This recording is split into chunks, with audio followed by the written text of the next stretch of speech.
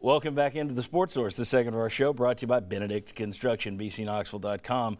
You live in it, you sleep in it, you eat in it, you have holidays in it, snow days in it, summer days in it. It is your home. Therefore, shouldn't your home be your dream home? Shouldn't it be just what you and your family want? Make it so with the custom remodel specialists at Benedict Construction. They do tremendous work in terms of custom design. This set, and just come on out here to our set. This set started on a cocktail napkin, and it turned into all this. And it came in on budget, on time. Benedict Construction. Okay, let's talk defense. In the next segment, we're going to talk a little bit comeback versus choke. Where do we stand on, is something a comeback, choke? Do you have to have both? We'll get Mark Pankrat's take on that as a former coach as well. But first, let's take a look at the defense. We're going to look at the two deep here again.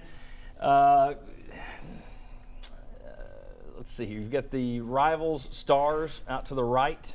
Okay, that's what the 4-5-4-3 means out there. Defensively, Tennessee averages a 3-point, and you've got 12 positions. People wondering there. I put nickelback in there as well, so there's 12 positions. But just like we had slot receiver in the last one, if you didn't know what SL was, I should have pointed that out. But when you look at this lineup, Tennessee has a 3.7 star average. It's 3.6 for offense.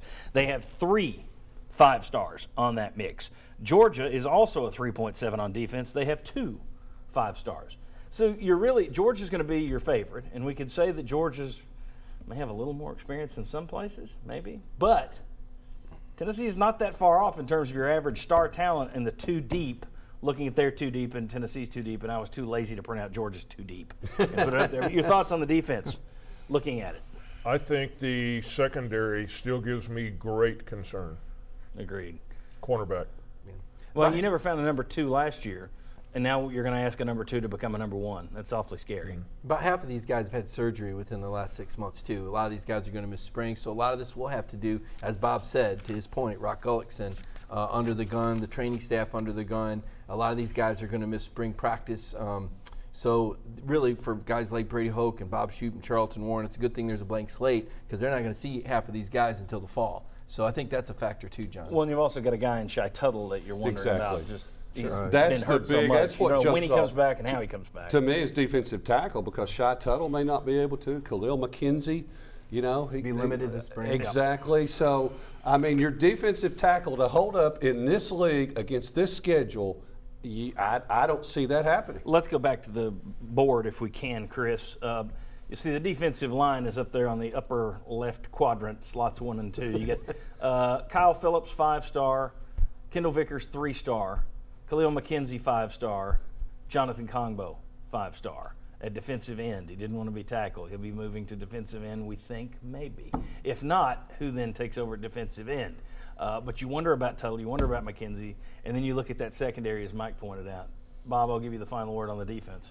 Well, I think it's going to come down to, one, I mean, the defensive backs are very scary, but you look at your linebackers right there. Especially on the strong side. Yes. You're sitting there and you're looking at your linebackers. I think you're going to ask an awfully lot from a defensive line who's bringing back guys from injury, and plus you lost one of the most disruptive players in your program's history off your defense last year. And I think Mike's right. He said it earlier. The defense is going to have to hold up, let the offense learn its job. But you look at that and you go, okay, I don't have a lot of confidence, not because of coaching, but just because of the depth and the performances that were coming off from last year. Shoup runs a 4-3 traditionally. They went a 4-2-5 last year. He kind of took over and did what they'd done last year. Most teams run a 4-2-5 now. This is based on a 4-3. But when you look at Elliott Berry and Gavin Bryant as your potential starters out there, does it dictate at some point you go back to 4-2-5? Well, it depends on who the third linebacker is. Maybe you pull somebody out of the secondary and put him as an outside linebacker. I got some speed. Certainly a possibility, I but would say it is. You think that's what's going to happen? I think that's what's going to happen. Give people a name.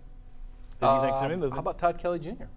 I think he's great in run support. And leave Nigel Warrior as your safety. I don't know how far Nigel's going to come, but it leaves a lot of competition back there. Micah Abernathy was very productive as well. Got him penciled in as a starter already. Right, but I liked what Todd did in run support. Yeah. I think he's a great team leader. I think he's talented enough to play close line. I'm not going to say that he's Eric Berry, but he's Eric Berry size. He's Eric Berry aptitude. Let's see what happens in the weight room and in the offseason. Certainly has a nose for the football. He does. I would expect Daniel Bituli to be on that linebacker depth Could chart be. there. Talent-wise. And one real quick, John, when you're talking about value per star rating, what about Colton Jumper? Isn't he the only two-star we've seen on either side? Yes. And what he has given you, He's like the Lou Evans of the football team. All right. When we come back, we're going to talk UT's RPI, tournament chances. That's coming up. But next, Butch Jones, Dan Quinn, comebacks, chokes. We'll discuss. Come on back.